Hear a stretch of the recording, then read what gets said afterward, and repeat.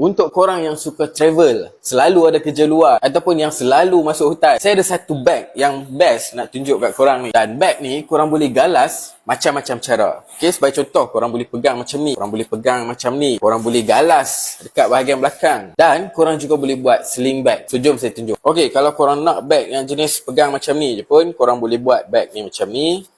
Dekat bahagian atas ni dia ada satu kompartmen.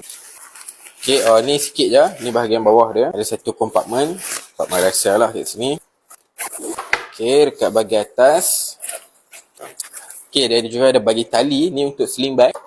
Dan dekat bahagian dalam ni, dia ada satu ruang. Dan bahagian belakang ni, dia ada satu lagi ruang yang kecil sikit. So, korang boleh lah letak barang-barang yang macam buat gigi ke semua kat dalam ni.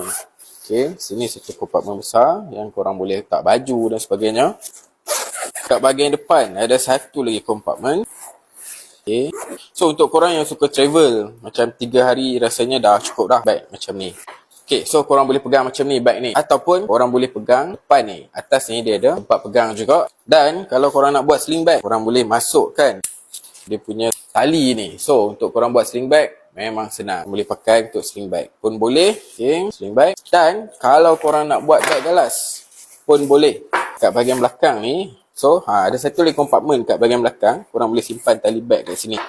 So, bila korang simpan tali bag macam ni, dia nampak tak serabut lah. So, korang buka ni, 3 tali kat bahagian tepi ni. So, satu tali tu kita boleh buat untuk jadikan dia bag galas. So, dah jadi bag galas. So, bag ni memang multi-purpose kegunaan dia. So guys, korang tengok ni. Kalau saya pergi travel ataupun saya pergi masuk hutan dan sebagainya, mungkin naik train kita pegang macam ni lah kan. Naik bus dan sebagainya, kita boleh pegang macam ni je. And then, kita boleh pegang macam ni juga. Nak buat pergi main futsal pun boleh ni. Letak kasut futsal kat dalam. And then, tak okey, kita boleh buat sling bag. Okay, dah penat dah kot pegang. Kita boleh buat sling bag macam ni. Dan, kalau nak best lagi, kita boleh buat bag galas terus.